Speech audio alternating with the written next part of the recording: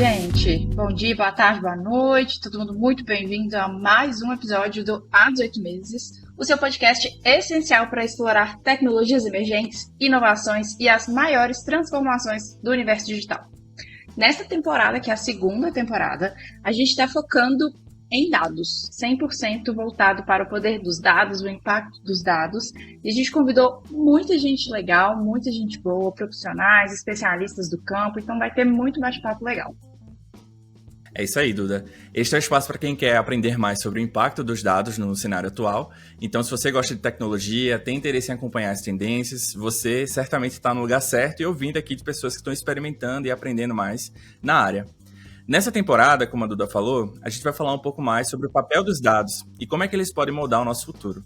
E o tema de hoje é bem especial porque a gente vai falar sobre low data, ou pouco dados. Eu confesso que é um tema que eu acho muito curioso e eu queria saber muito o que é isso, né? O que é isso, Duda?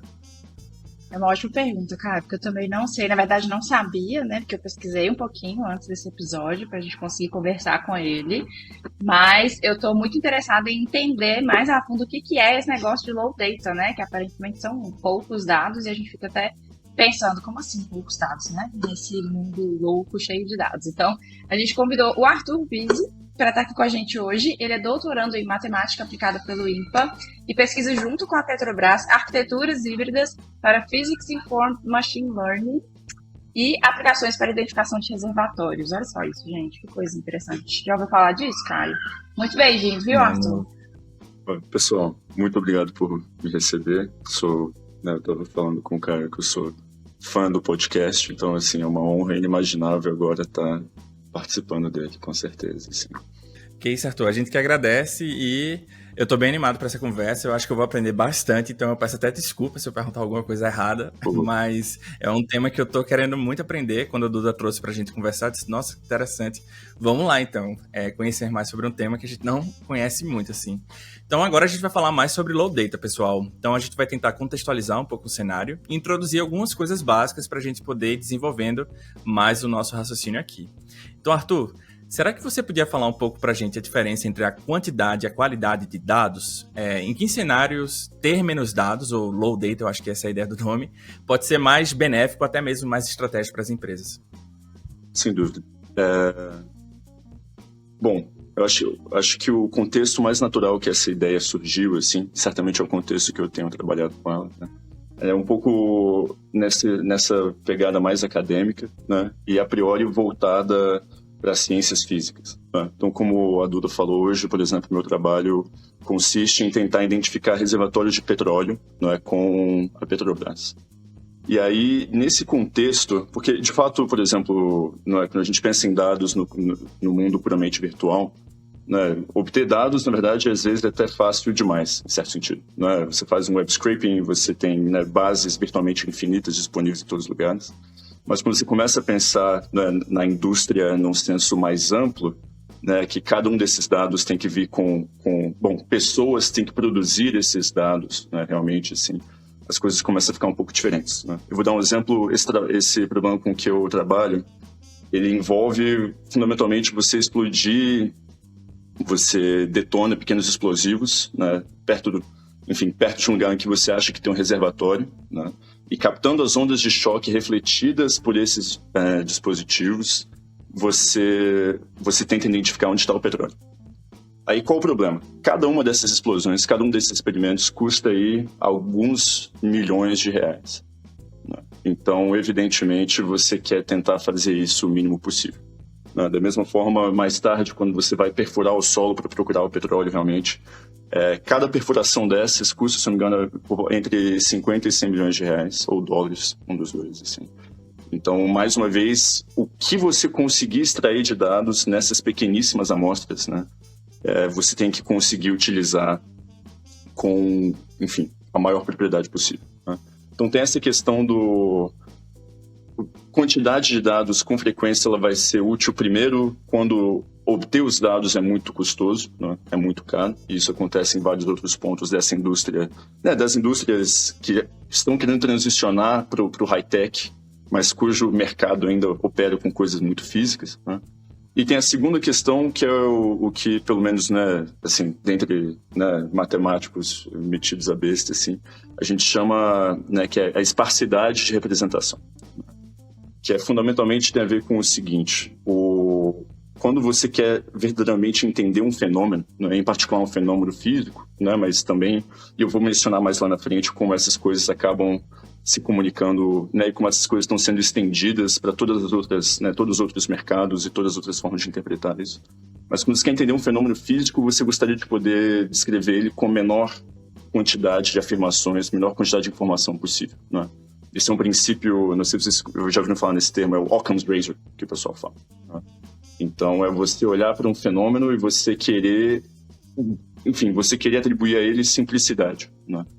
E, com frequência, o que a gente vê com dados... Bom, tem dois cenários, né? Se você coleta muitíssimos dados e você dá sorte dos seus dados estarem estruturados ou qualquer coisa assim, da massa de dados enorme, do caos de dados que você coleta, às vezes surgem, né, poucos pontos que representam essa larguíssima massa de dados muito bem, né? Esse é o melhor caso, quando você consegue, enfim, descrever um sistema, um fenômeno com uma quantidade enorme de dados, mas que pode ser resumido em 3, 4 pontos. Mas isso nem sempre vai acontecer, né? E aí chega um momento que, para que você tenha descrições simples e elegantes da coisa que você está querendo fazer, às vezes na verdade, torna-se mais vantajoso você ter poucos dados, né?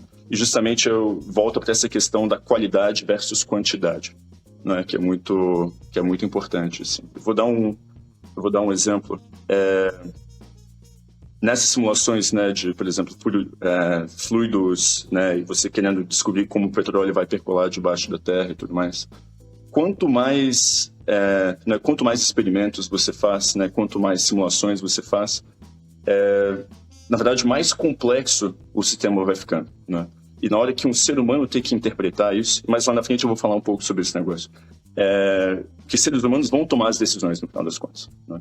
Então, à medida que a quantidade de dados vai aumentando, especialmente se tratar eles é extremamente difícil, como é o caso na indústria do petróleo, as pessoas que têm que tomar decisões, elas, né, acabam sendo sobrecarregadas ali por um conjunto de dados que, no final das contas, pode ser...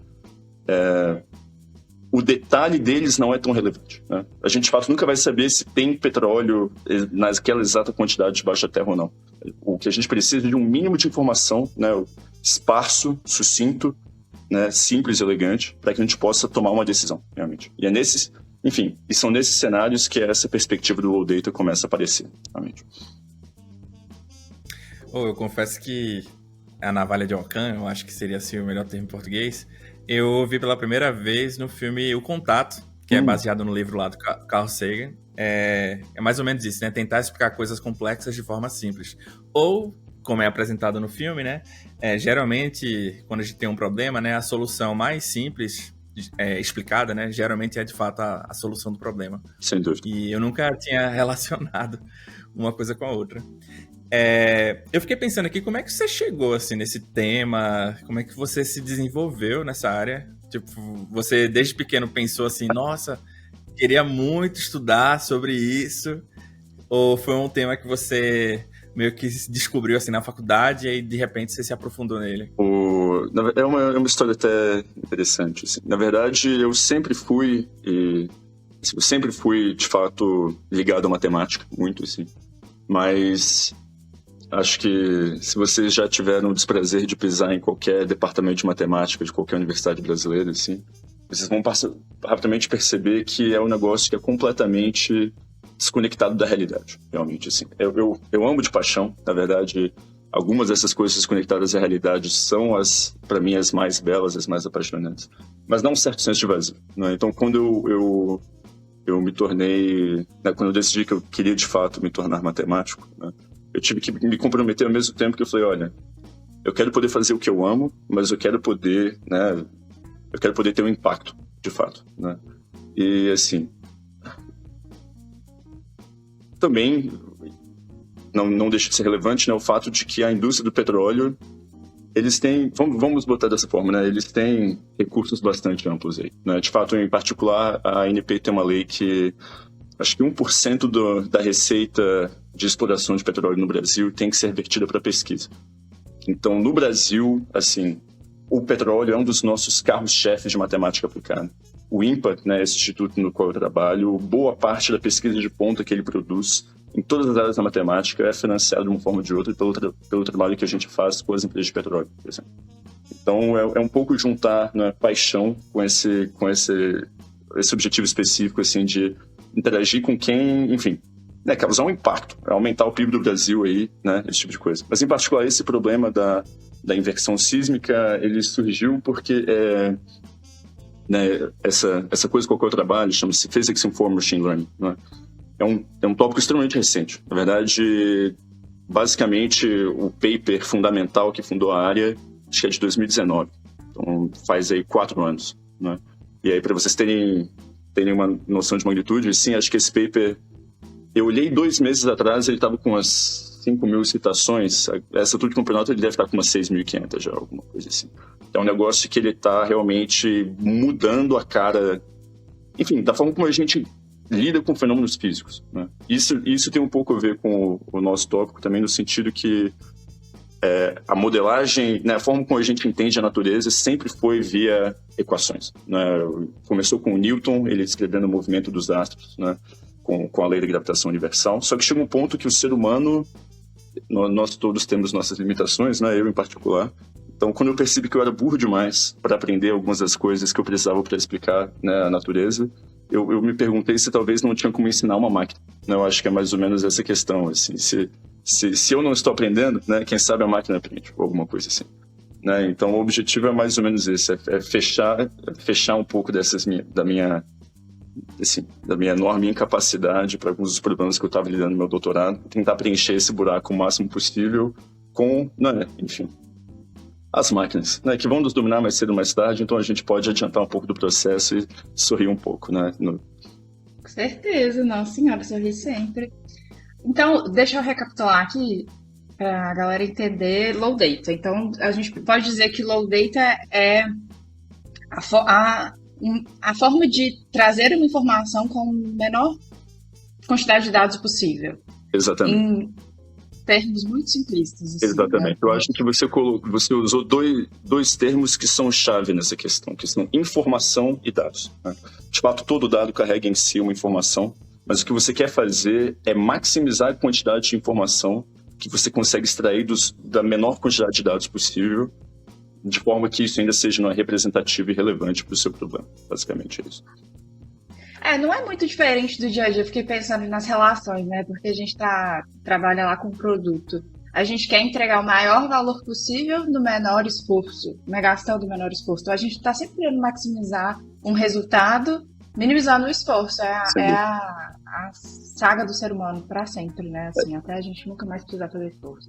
Tem um negócio, eu posso estar enganado quanto ao nome, mas esse não é o princípio de Pareto? Tem algo parecido, não é? Que 80%, né, é um princípio que o pessoal do planejamento organizacional usa muito, né? Que 80% do seu retorno vai vir de 20% da sua atividade, do seu esforço, assim. Então, você conseguir concentrar significado em poucas coisas, né, costuma ser muito relevante, assim.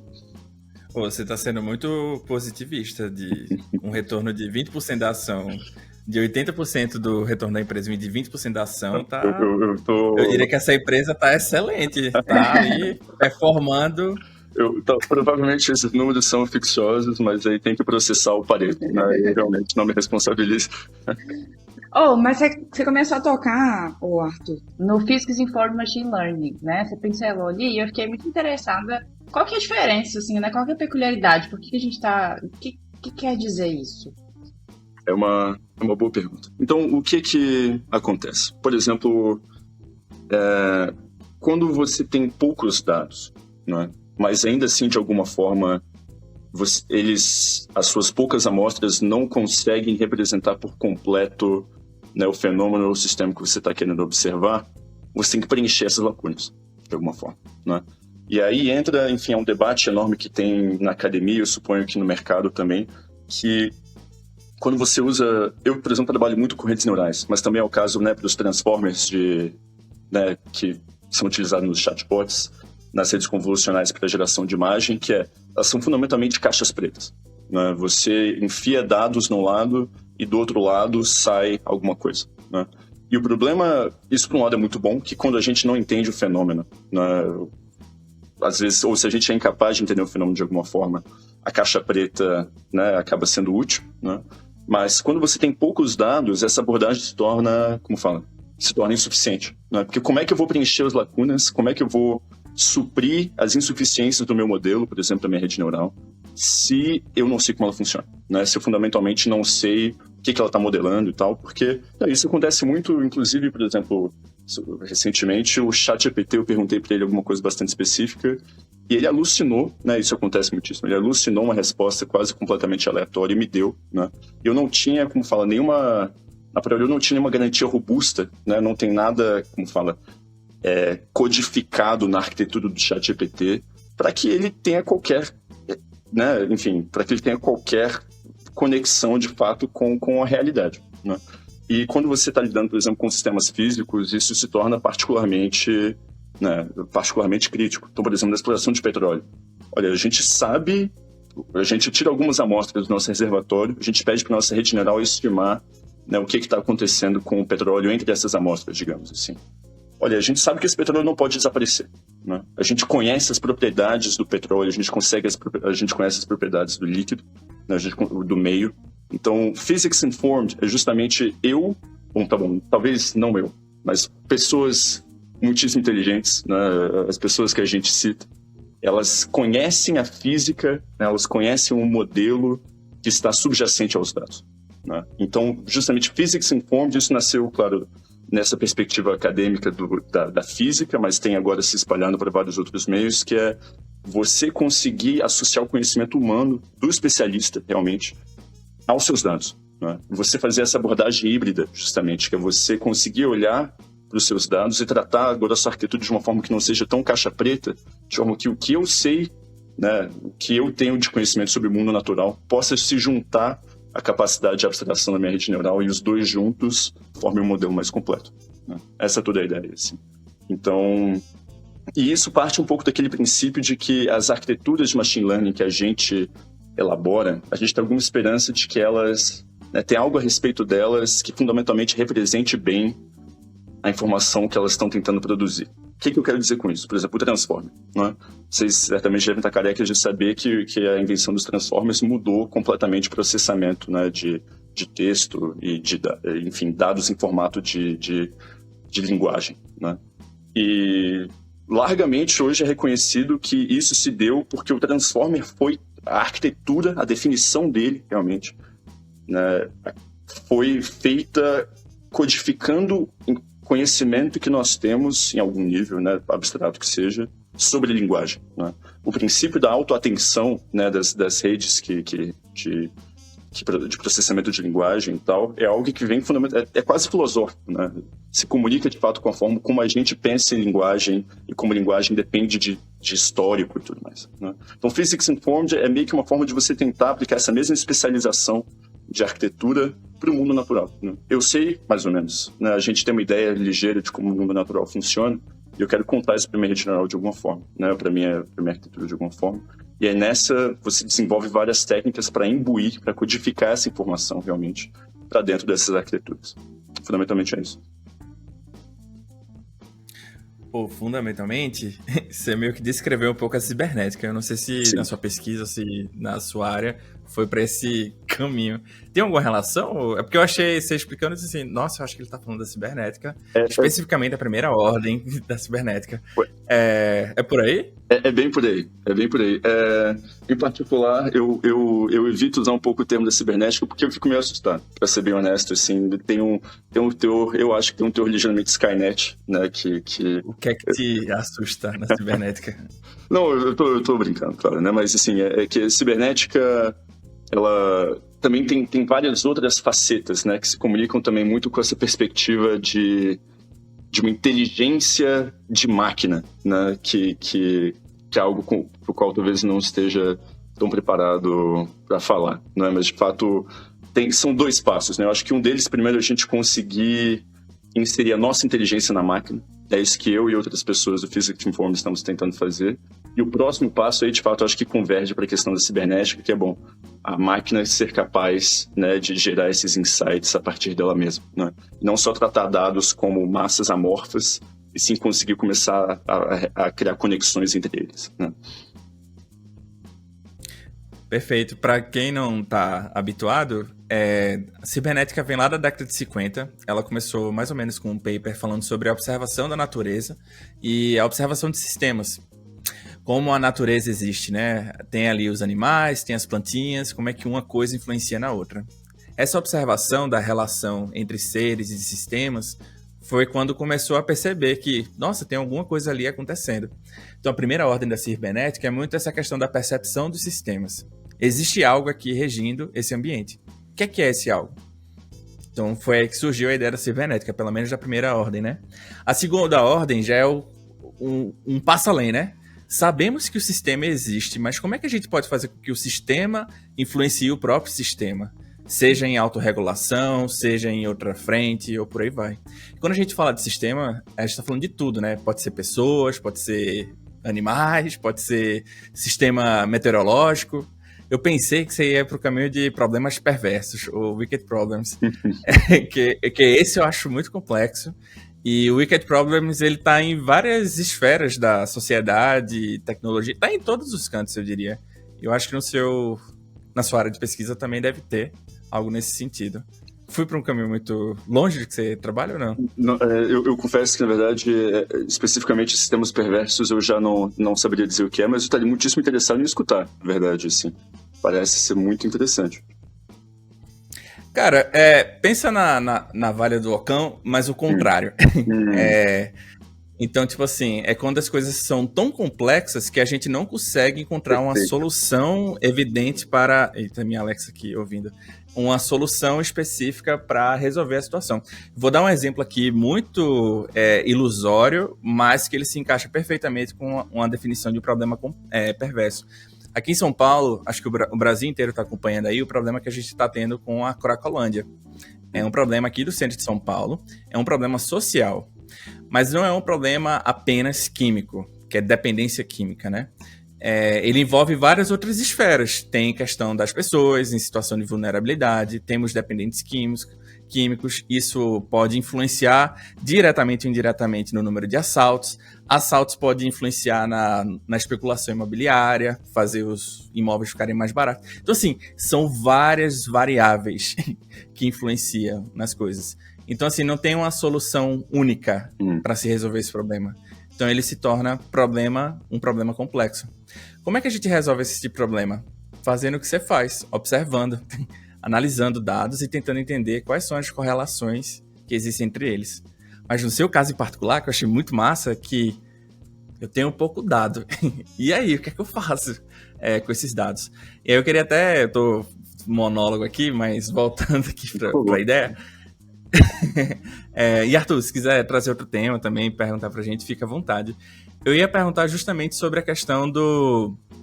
Como é que vocês lidam na academia com a falta de dados, assim. Eu ia até trazer o exemplo aqui, tem um site muito interessante, que é o Data Never Sleep. Ele compartilha dados da internet, como é que as pessoas utilizam. Só dando aqui exemplo para quem está escutando a gente, em 2022, por exemplo, mais de 5,9 milhões de buscas foram realizadas no Google por minuto. No Instagram, 66 mil fotos foram compartilhadas, e no Twitter, que hoje a gente chama de X, ou X-Twitter, foram compartilhados mais de 347 mil tweets por minuto. Então, assim, são vários dados, né?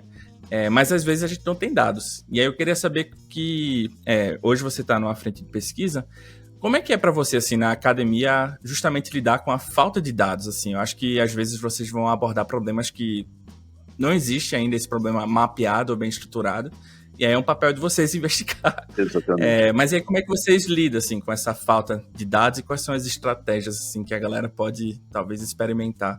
Pois é. E eu acho que aí entra um pouco justamente aquilo que eu estava falando, que é voltarmos para os nossos antepassados, assim, não é? Porque na ausência de dados, bom, a gente tem, basicamente, são duas alternativas, né?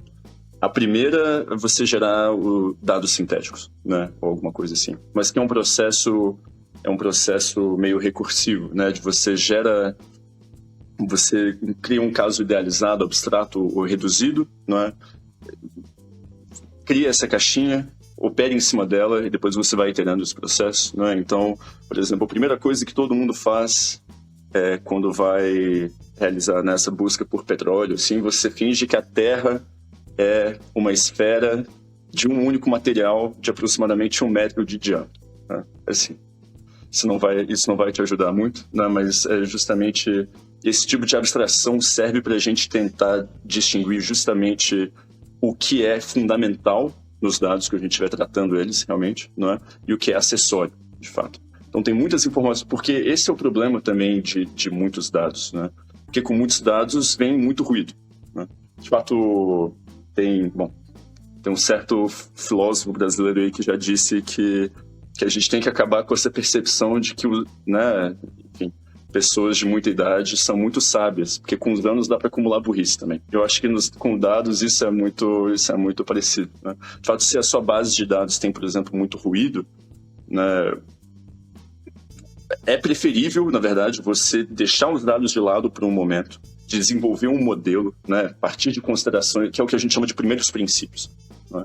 Então, por exemplo, a gente, no caso de processamento de linguagem, de chatbots, a gente tem conhecimento sobre como a sintaxe das linguagens modernas funciona, né?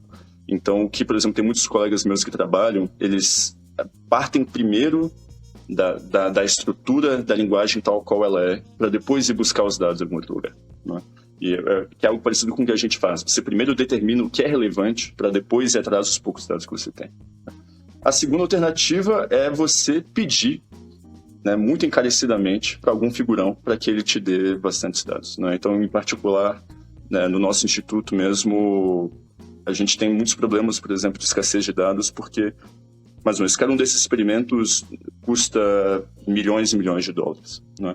As empresas não vão estar exatamente querendo partilhar isso de graça, né, em particular, porque se elas dividem conosco, né, nada garante que esses dados não vão parar nas mãos das competidoras delas ou qualquer coisa assim. Então isso gera já toda uma outra interação que é fora da academia, de como você acessar, né, essas fontes de dados de forma, enfim, né, de forma eficaz, de forma que efetivamente, enfim, você vencer essas barreiras bem humanas, né? Acho que no final das contas o problema inteiro é como costuma ser o caso, né? Ele vem das várias barreiras humanas que se apresentam, né? A nossa pesquisa com o Low Data, ela começou porque a gerência da Petrobras, dada a abordagem anterior que elas tinham, já não sabia mais, com base nas informações excesso de informação que eles tinham, decidir se era para furar um posto de petróleo ou não. E, de fato, você não pode esperar que um CEO, aliás, um diretor de uma empresa petrolífera que se formou em, talvez, administração, qualquer coisa parecida, que esse cara vai entender a montanha de dados sísmicos que você tem que dar para ele, né? Então, ao tornar essas coisas mais enxutas, né, você está também facilitando o processo de decisão. Mas quando você inclui esse fator humano na questão, começa a ficar muito mais complicado, né? Então, fundamentalmente, na academia, o que a gente faz a gente parte de modelos e primeiros princípios, né? Eu sei que na natureza nada se cria, nada se perde, tudo se transforma. Esse é um muito bom, né? Eu sei que, enfim, tudo que a gente tem de conhecimento prévio a gente guarda, depois a gente manda e-mails muito gentis para, enfim, todas as empresas de tecnologia, todas as empresas de petróleo, todo mundo que estiver disposto a nos ajudar, outras instituições, né? Porque, como fala, ninguém solta a mão de ninguém, né? De fato, ninguém tem dados direito. Então, aquela pessoa que descolou um dado bom, partilhe com você e assim por diante. Mas é justamente nesse clima de escassez que surge a criatividade, né? E, na verdade, isso é verdade em vários sentidos, né? Mas justamente restrição cria a criatividade, né? E é mais ou menos o que eu acho que a gente tem visto aí, realmente. Com certeza, o melhor inovador é o usuário frustrado, né? Porque ele não tem o que ele quer e ele vai descobrir o jeito de ter o que ele quer. E aí você comentou, né, que vocês vão, em alguma medida, compartilhando esses dados, às vezes não porque são caros, mas às vezes sim por esse senso de camaradagem quase, né? Tipo, pô, preciso tanto desse único dado que chegou aqui. Você consegue pensar em outras? Já teve notícia de outros setores que também sofrem com essa escassez de dado? Tem um problema sério também na área... Turbulência, não sei se vocês estão familiarizados com esse termo, né? Mas quando... Né, fluidos, assim, em geral... É o que acontece, obviamente, no avião, né? Quando a gente tem aquelas oscilações todas. Isso vem de quando a atmosfera, né, e fluidos, em geral, começam a desenvolver comportamentos em espiral, criar vórtices que são extremamente complexos, assim. Se eu não me engano, tem 3 laboratórios no mundo que conseguem simular esse tipo de coisa com propriedade, assim. Um deles é da Boeing, o outro é de alguma equipe de Fórmula 1, e o terceiro é de uma faculdade de uns franceses que são particularmente desagradáveis, vamos colocar dessa forma. Assim. Então, chega um momento que realmente são experimentos, por exemplo, esses túneis de vento, né, que, por exemplo, os times de Fórmula 1 e as produtoras de avião criam, acho que eles custam centenas de milhões de dólares também, assim. Então, toda vez que você tem que lidar com um processo que, em geral, isso tem, mais uma vez, esses dados vão ser muito caros quando eles têm que ser extraídos do mundo real, do mundo físico, né? Isso vai desde realizar experimentos físicos com turbulência ou petróleo, até você ter que fazer, por exemplo, pesquisas demográficas, né? Você pagar alguém para sair batendo de porta em porta, coletando a informação que você quer, né? Ou alguma espécie de call center. Toda vez que extrair esses dados se torna muito custoso, né, pela lei do esforço mínimo, você começa a se perguntar como é que eu poderia diminuir essa questão, né? Mas, em particular, na ciência,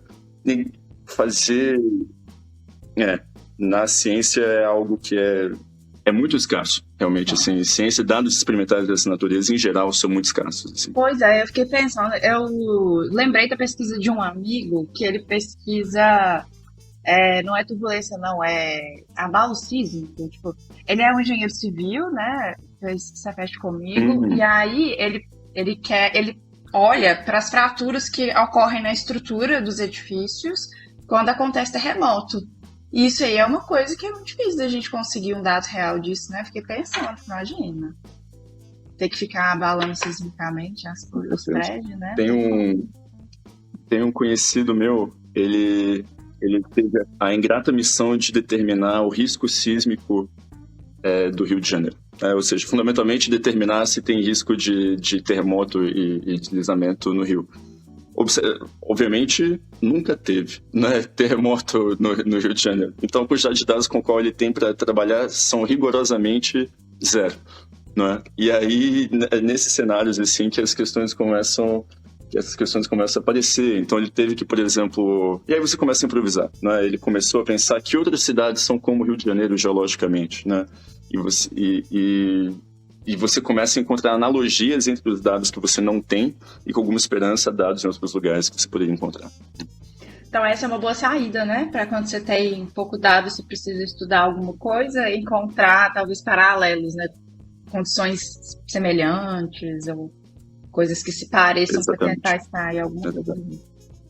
Eu ia comentar desse lance de dados paralelos.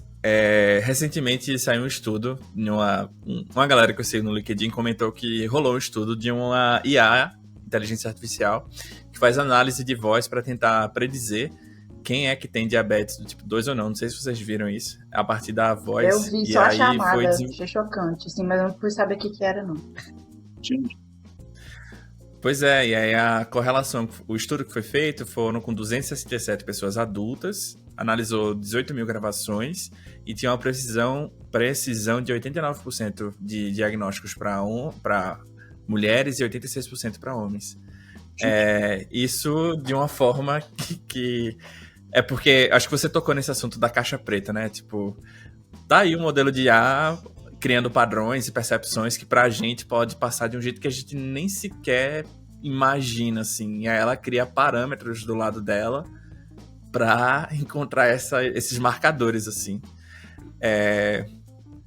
Será que você tem outros exemplos assim? Tipo, você falou da bola, diâmetro, sei lá. Como é que é? Tipo, você faz só a explosão, você tira a foto de satélite? Que outros marcadores você pode ter pra fazer esse tipo de análise? Então, isso tem algumas... Tem eu acho esse fascinante. Eu vou falar quase para efeitos de curiosidade, assim. Mas tem um que a sociedade chegou no nível tal que hoje nós somos capazes de voar com... A gente passa com um avião em cima de onde a gente acha que tem petróleo, assim. E nele tem um medidor, que acho que isso chama-se gravitrometria. Como vocês sabem bem, né? Massa atrai massa, né? Em particular, se você tem alguma coisa ligeiramente mais pesada ou mais leve debaixo da Terra, tal qual o petróleo, o campo gravitacional da Terra vai mudar, assim, na 12ª casa decimal, um negócio desse. E a gente consegue observar isso. Então, em geral, por exemplo, se você quer fazer esse tipo de análise no pré-sal, imagina você tá... O pré-sal, né? Você tem 3.000 metros d'água até chegar na superfície, né? No fundo do mar, e aí depois você tem mais 2.000 metros ainda que você tem que cavar para encontrar esse petróleo. Então, assim, tudo que você tiver acesso, as pessoas estão utilizando. Tem essa questão da medição do campo gravitacional da Terra, que eu acho particularmente interessante, assim. E tem vários outros modelos que justamente que são correlações criadas por máquina. Então você olha, esse tipo de rocha que tem aqui, que a gente sabe que tem aqui, olha, tinha nesse outro lugar, conectando-se até um pouco com o que eu estava falando com a Duda agora há pouco, né, de encontrar analogias. Você mostra para uma rede neural que naquele lugar que você quer encontrar petróleo, tem uma determinada rocha que em outro canto era indício de petróleo, a máquina pode concluir que sim ou que não, e a gente tem pouquíssimo controle sobre o porquê que ela está, enfim, né, sobre a corretude dessas coisas que ela está fazendo. Né? Então, quando você se encontra nesse cenário assim, de ter que confiar, né, cegamente, olha, agora dá para identificar se a pessoa tem diabetes tipo 2 ou não a partir da voz dela. Eu não duvido. Eu verdadeiramente não duvido, sim. Mas isso eu acho que é uma quebra de paradigma filosófico, né, realmente, assim, epistêmico, com o qual a gente vai ter que começar a lidar. Né, que é... Porque, bom, aí agora isso suscita também a pergunta de, ok, eu estou disposto a prescrever um tratamento muito invasivo, né, de diabetes tipo 2, por exemplo, com base num feedback que uma máquina deu que eu não sou capaz de dar? Né? Isso eu acho que vai ser um debate difícil. Né? Até que ponto a gente está disposto a aceitar essa natureza de profunda, assim, né? Até que ponto a gente está disposto a equilibrar o poder, né, que essas máquinas, das interpretações que essas máquinas geram a partir desses dados, e como a gente vai conciliar isso com responsabilidade, né? Porque toda vez que alguém vai ter que fazer uma escolha com base naquele modelo que essa pessoa não entende, né? E eu acho que isso nossa, pergunta difícil. Sugestão para a próxima temporada. Complexo. É complexo. Não, tem várias frentes, né? Tem discussões éticas, tem discussões morais, tem até discussões, se a gente for pensar no âmbito biológico também. Eu não vou citar corretamente a referência, mas teve uma entrevista que eu li sobre esses exames que fala sobre a predisposição que uma pessoa tem de desenvolver certa doença.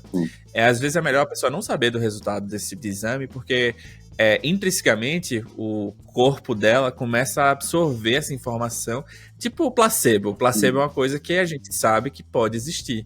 E aí pode causar esse efeito, sei lá, reverso. Da gente saber do dado e ficar reforçando o dado e por conta disso, de fato, acontecer.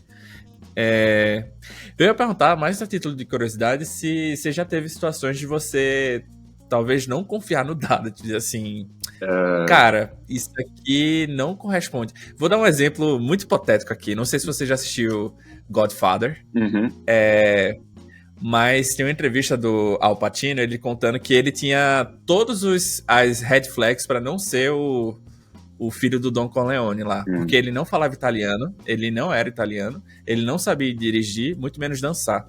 E aí tem uma entrevista dele dizendo, logo no primeiro filme, que ele, um leve spoiler aqui, né, que ele casa lá na Sicília, etc. Ele tem que dirigir o carro, aí de repente acontece uma coisa com o carro. Todas essas cenas são cenas chaves no filme, ele tinha que fazer alguma coisa, ele não sabia nada daquilo. Mas ainda assim o diretor do filme queria ele como o ator para performar esse papel.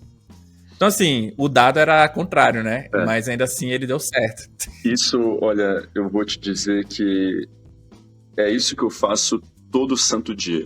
Assim, na verdade, esse é meu papel, porque, por exemplo, hoje em dia tem muito também o que o pessoal chama de que são os dados surrogate data, né?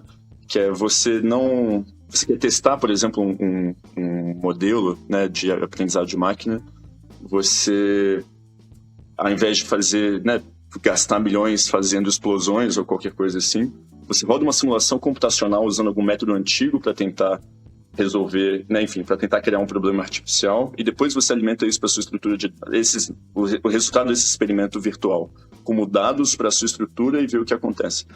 E, olha, vocês não sabem a quantidade de vezes que eu já encontrei, assim, problemas enormes em software de simulação usado por empresas muito grandes, assim, que são justamente quando a gente começa a filtrar, né, quando você começa a interpretar os dados, assim, você começa, né, cavucar realmente de onde eles estão vindo, problemas enormes, que estão fazendo que pessoas percam aí, né, muitíssimo dinheiro, sem dúvida, né? Então, assim, eu acho que hoje em dia, porque a gente está na era dos dados, né, isso é inevitável, assim. Então, e o poder e o hype que existe em cima desse negócio é inegável, mas eu acho que realmente tem que existir um certo grau de maturidade para a gente conseguir, né, não acreditar neles. Claro, mais uma vez, os dados até certo ponto são os fatos, né? Mas a realidade é extremamente complexa, né? E chegam uns momentos que e agora sim, se não é eu como doutorando em matemática aplicada, isso sou eu como pessoa, chega um momento que a intuição de quem está interpretando os dados tem que ser levada muito a sério, sim, sem dúvida. Posso fazer um convite, uma pausa aqui? Por favor. Eu falei de O Contato, quem não assistiu, assista. Que vai tocar nesse ponto do Arthur, por exemplo. Você já viu esse filme? Não vi, mas não tá na minha viu? lista. Gente, como assim, não, pô? Gente, é novo, é velho? É um filme 97. É um filme que você... Uma época eu diria que é um boa do filme cinema, que é bem... Sim, foi estrelado pela Jodie Foster. É um filme bem atemporal, porque foi do Carl Sagan. Não, tem a ver com o Carl Sagan também, mas você consegue assistir ele hoje e pensar que é um filme do 2015, por exemplo, porque ele foi muito bem feito, ficção. Tecnicamente. É uma ficção. Você quer que eu comente o que é? Tem a ver com low dating, inclusive. Qual é a história? Uma astrofisicista, eu acho que esse é o nome, ela quer encontrar seres no espaço. E a área de pesquisa dela é de ficar ouvindo o espaço para ver se ela encontra evidências de que existe algo fora da Terra. Até que ela escuta algo. E o filme é isso. Tem livro, não tem? Legal. Não tem? É baseado no filme. É o livro que é baseado no filme ou é o filme que é baseado no... Não. O filme que é baseado no livro. O livro é do Carl Sagan. Eu tô falando do Carl Sagan, mas acho que não sei se ficou evidente. Me soou muito familiar essa sinopse. Aí o resto é história, o que é que acontece. Mas o desfecho do filme é exatamente essa fala do Arthur. Aí fica o convite para vocês assistirem. Então. Muito bom. Tem um outro debate, vocês devem lembrar disso, que faz algum tempo a gente conseguiu tirar uma foto do buraco negro. Vocês lembram dessa história? Né? Que tinha aquele halo laranja, né, passando na frente, assim. Lembro. E aquela... Bom, eu acho que eu não preciso nem dizer que tirar fotos de buracos negros é um negócio horripilantemente difícil sob qualquer perspectiva, né? Então, eles precisaram, né, rodearam a Terra inteira de satélites, olharam para um determinado ponto no espaço por muito, muito, muito tempo, e eles conseguiram basicamente 12 teras de informação, assim, olha, 12 eu estou sendo muito gentil, assim, centenas de terabytes de informação que eles teriam que meio que filtrando, até eventualmente, no meio desse mar todo de dados, eles conseguiram tirar aquela foto que ficou muito famosa, né? E aí, no meio desse processo, parece que eles codificaram, minimamente, assim, né, dentro das hipóteses que eles fizeram, assim, no processo de filtragem, eles codificaram o que eles esperavam ver de um buraco negro, né? E hoje começa a aparecer essa questão do... Putz, mas então, será que a gente viu mesmo um buraco negro?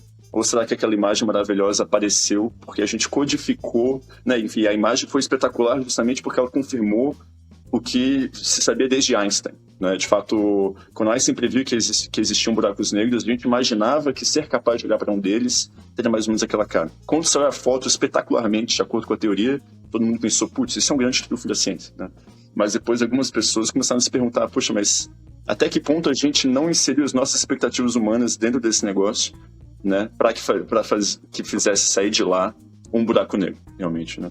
Então, assim, é maluquice. Acho que esse fator humano, assim, a gente se ilude pensando que vai conseguir tirar ele da jogada, mas pelo menos no futuro próximo, eu suponho que seja sobre isso que o filme fala um pouco, né? Assim, essa busca pelo conhecimento, o que fazer com a informação é uma questão, sempre.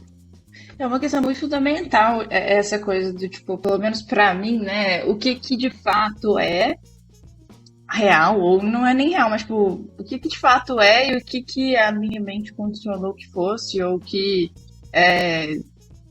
veio de alguma parte da minha cabeça e me faz parecer que é, mas, enfim, é meio loucura, né? Ficar pensando nisso. Pra bem ou pra mal, nós também somos redes neurais, né? Então, o negócio que eu aprendi é que, cara, se não dá pra confiar nas que estão no meu computador, provavelmente não dá pra confiar nas minhas também, não. Não, que é isso. Não, aí tem um pulo muito grande. Tem que dar pra confiar, né? Senão você tá um pouco perdido. Não, Assim. é brincadeira. Tem que dar pra confiar. Tem que dar pra confiar. Aqui, eu ia puxar para um outro caminho, que é justamente a questão de ter acesso aos dados, né? Hoje a gente fala de dados no âmbito pessoal, digamos assim. A gente está falando de dados pessoais. Hoje LGPD é um tema que ficou muito presente na vida das pessoas, né? A gente já fala, algumas pessoas já sabem da aplicação, como é que funciona. E tem a questão de segurança do próprio dado, né? No caso de vocês, assim, low data, poucos dados, pensando na parte de segurança e privacidade deles, né? Como é que a segurança e privacidade low data pode impactar na estratégia, no negócio? É algo extremamente restrito, confidencial? Como é que é para vocês, assim? Existe uma lei geral de proteção de dados de low data, alguma coisa assim? Eu acho que a lei ainda não, mas de fato, dados tornam-se uma commodity tão importante, assim, que, por exemplo, eles tratam basicamente esses dados dessas explorações de petróleo como se fossem plantas de uma usina nuclear. Eles só podem ser acessados em determinado computador do nosso instituto, mediante você assinar 3 milhões de NDAs, né? E a quantidade de criptografia e canais de transmissão seguras que são colocados em cima desses dados, assim, é uma coisa absurda. Porque, mais uma vez, facilmente, né, cada um desses arquivos vale, né, dezenas de milhões de dólares, assim.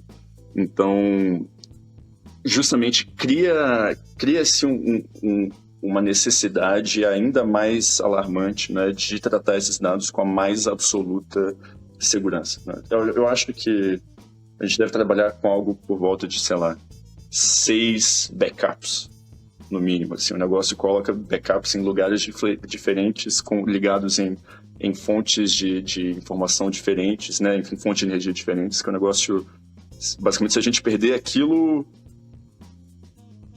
né, mas é muito escasso, é muito difícil de conseguir transmitir ele de forma segura e tal, então, assim, gera até uma certa paranoia, de fato, que acaba se tornando muitíssimo importante, assim. Agora, uma coisa que, no entanto, falando, né, um pouco dessa questão de segurança, ao mesmo tempo tem menos superfície de contato, assim, né? Então, quando você tem poucas fontes de dados, o conjunto dos seus dados é bastante restrito, você consegue controlar muito bem o que entra e sai do seu sistema, né? De fato, quando você está, por exemplo, lidando com comunicação, enfim, outras fontes de dados, né, web scraping, comunicação, rede de diversas formas, você está abrindo uma superfície de contato com o mundo exterior que começa a se tornar muito, muito mais sujeita à ação de agentes maliciosos, basicamente, né? Então, assim, tem uma série de questões aí sobre, né, até sabotagem acadêmica, tem umas fofocas aí que a gente não pode comentar, mas que, assim, quanto mais você se abre para coletar dados no exterior, mais você tem que tomar cuidado também com o que exatamente estava planejando, né, exatamente de onde você está extraindo esses dados, né? Então, nesse sentido, por um lado, quando você está no regime de low data, segurança é extremamente importante, Mas você, justamente quase por definição, assim, você confiar na natureza dos dados em si torna-se, né, provavelmente torna-se mais fácil.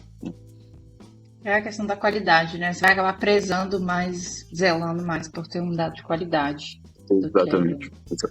Do que quantidade, né?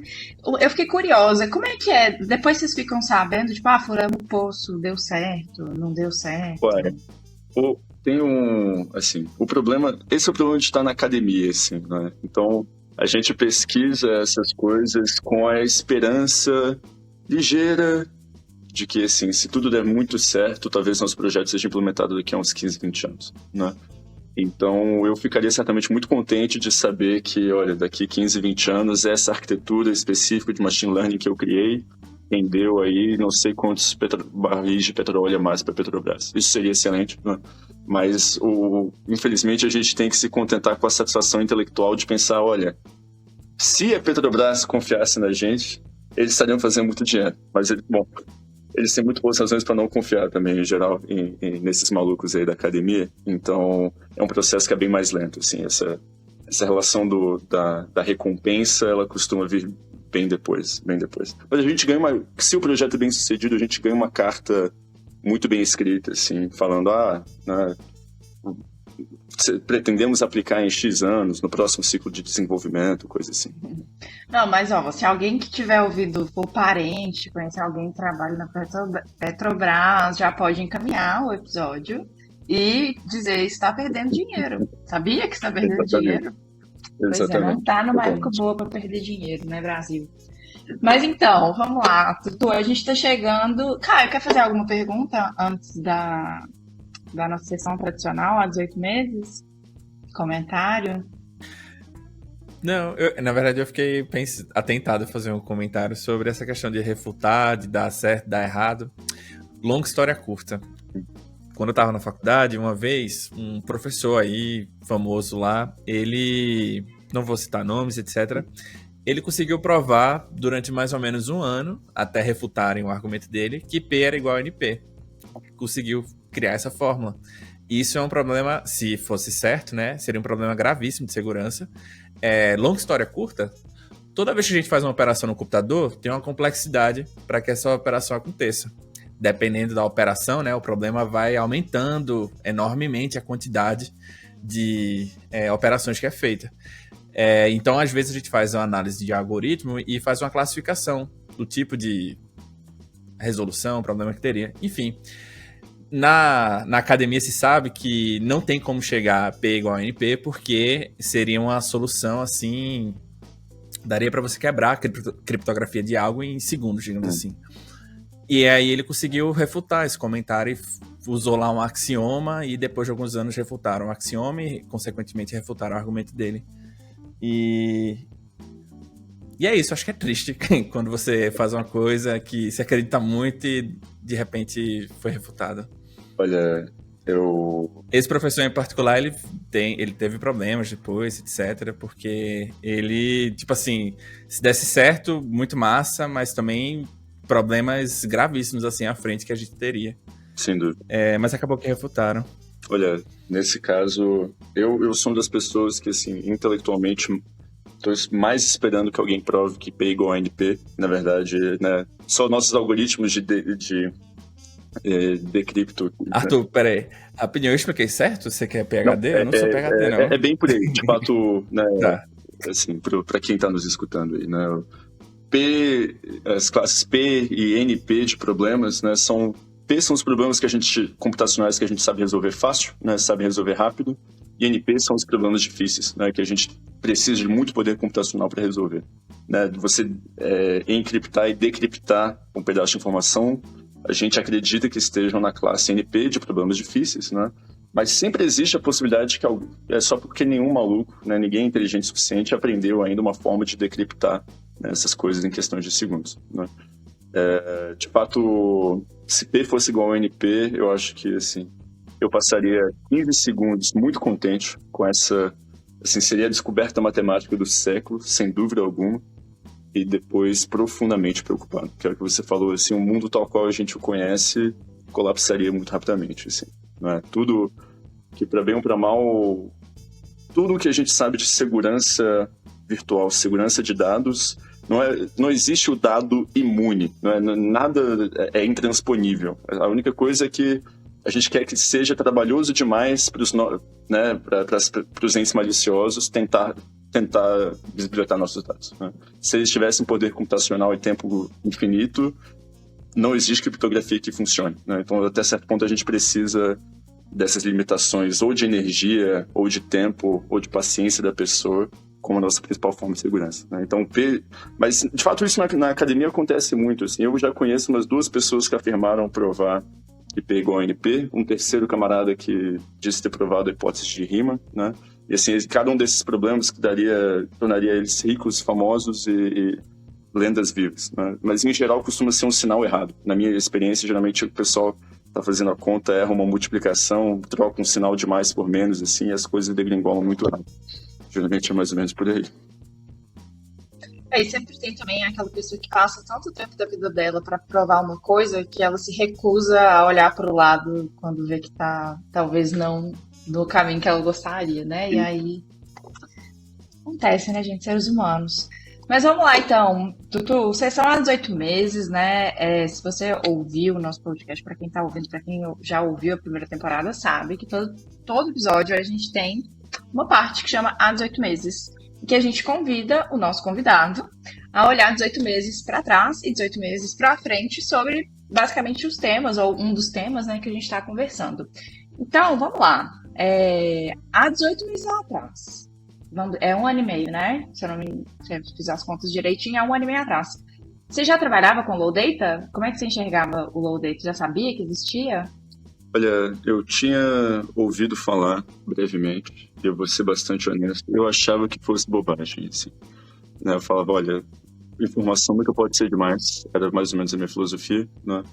E 18 meses atrás foi quase exatamente quando eu comecei a trabalhar com essa perspectiva pouco a pouco, e, né, comecei a criar essa relação um pouco diferente, assim, com dados e essa questão quantidade, qualidade e né, simplicidade de representação, realmente. E aí você falou que o paper que definiu saiu em 2019.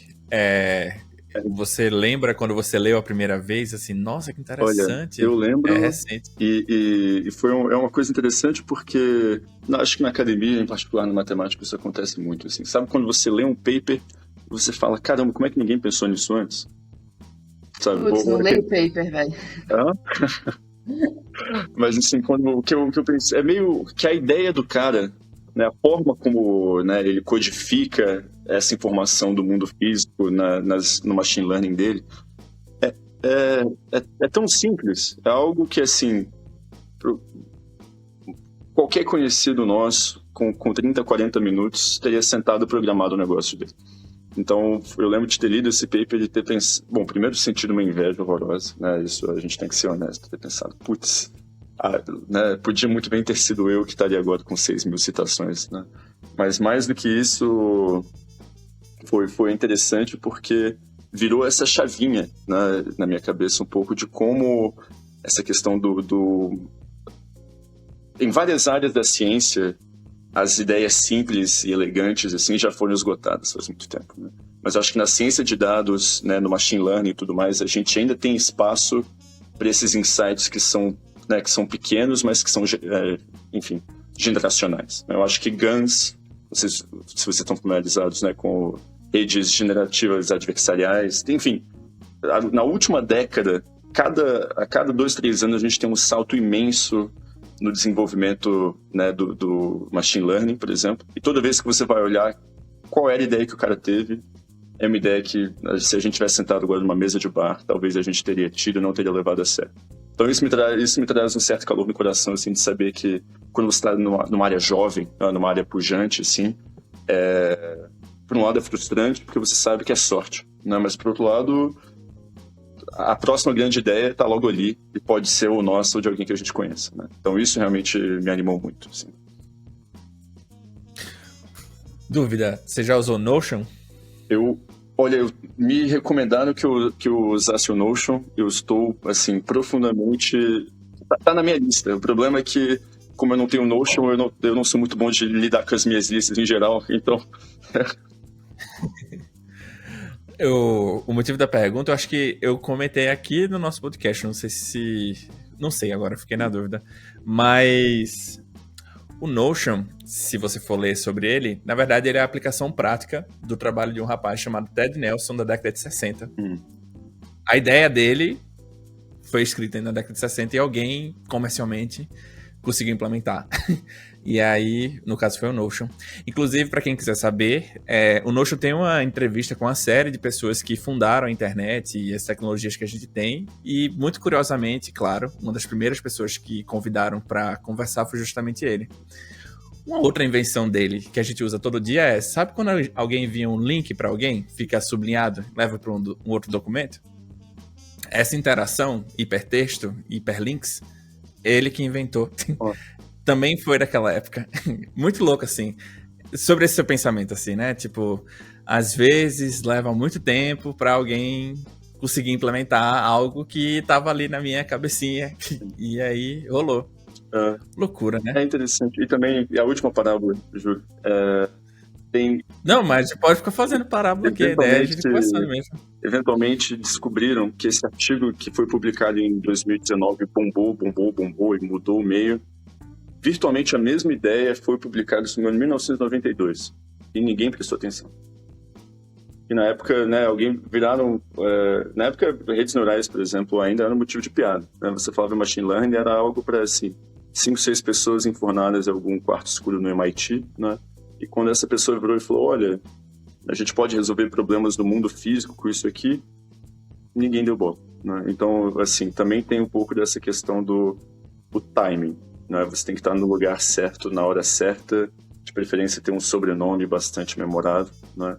Mas, mais uma vez, eu tento pensar que com um pouco de sorte, muita determinação, assim, e muitas mesas de cerveja com os amigos, né, para ir cultivando essas ideias, eventualmente alguma sai. Sem dúvida. É essencial. Você tocou num ponto interessante, mas acho que talvez a gente vai confabular demais. Eu ia perguntar agora sobre olhando para frente. O que é que você pensa assim para os próximos 18 meses? O que é que você acha que pode acontecer? Tem alguma expectativa que você está tendo? Olha, como é que você pensa olhando para frente? Isso, de fato, assim, é difícil tentar dar um direcionamento geral para onde essas coisas vão, porque dados machine learning na academia hoje em dia estão tão quentes que não existe, eu acho, nenhum ser humano capaz de acompanhar todo o volume de informação que está sendo produzido, assim, né? Se eu não me engano, nessa área específica que eu pesquiso, que foi, né, que nasceu em 2019, estão saindo aí por volta de 5 artigos por dia. Então, assim, não tem quem seja capaz de absorver essa informação inteira e ser uma autoridade a ponto de dizer para onde as coisas vão. Né? Eu posso dizer, no entanto, o que eu espero estar fazendo, né? E lá no nosso laboratório no INPA, a gente está chegando surpreendentemente perto de finalmente codificar, né, nas nossas redes, né, nas nossas redes neurais, nas nossas estruturas de machine learning, como o tempo funciona. Que de fato, assim, em geral... Bom, a vantagem e a desvantagem do machine learning é que a máquina aprende o que você quiser, né? Mas tem algumas coisas que a gente gostaria que ela trouxesse por essência, né? E uma delas é como o tempo funciona, né? Que o tempo sempre se propaga para frente, o tempo se propaga de forma linear, a entropia está sempre aumentando, né? E você conseguir ensinar isso para uma máquina genérica é muito difícil, mas a gente está chegando perto de conseguir convencer muito educadamente, assim, né, um determinado subconjunto de máquinas que a gente inventou lá, como o tempo funciona e como a entropia funciona, e aí, a partir dessas informações, mais uma vez, ela já consegue filtrar o que é um bom dado, o que é um dado relevante para o que ela está fazendo, e o que é um dado que, né, rompe com as percepções que a gente tem de tempo e espaço, assim. Então, isso, da minha parte, tem me deixado bastante animado. E daqui a 18 meses, no senso geral, tudo que eu consigo dizer é que, assim, provavelmente tudo vai ter virado de ponta cabeça mais umas 2 vezes. E isso é Physics Informed Machine Learning, né? Você ficar ensinando essas coisas pra gente. Achei revelador, assim. Muitos pensamentos. Oh, gostei demais, hein? Vai. E aí, Caio? Daqui 18 meses vocês me chamam de novo. Com certeza. Arthur, muito obrigado aí pela participação. Eu gostei demais desse episódio. Desculpa aí as parábolas. Na verdade, eu gostei demais, mas não sei se foi para outros cantos. Se o pessoal quiser te seguir, trocar ideia, te mandar uma mensagem, falar, pô, escutei aqui teu podcast, foi bem legal. Quer comprar sua pesquisa, né? Sou da Petrobras, tô precisando da sua pesquisa.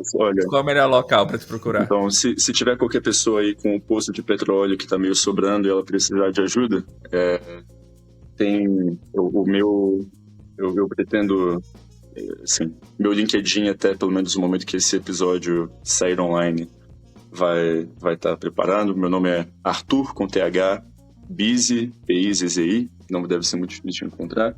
E tem também, assim, no site do Instituto do INPA, Instituto Nacional de Matemática Pura e Aplicada, né, tem lá o meu perfil acadêmico para quem quiser olhar melhor e quem quiser conversar, enfim.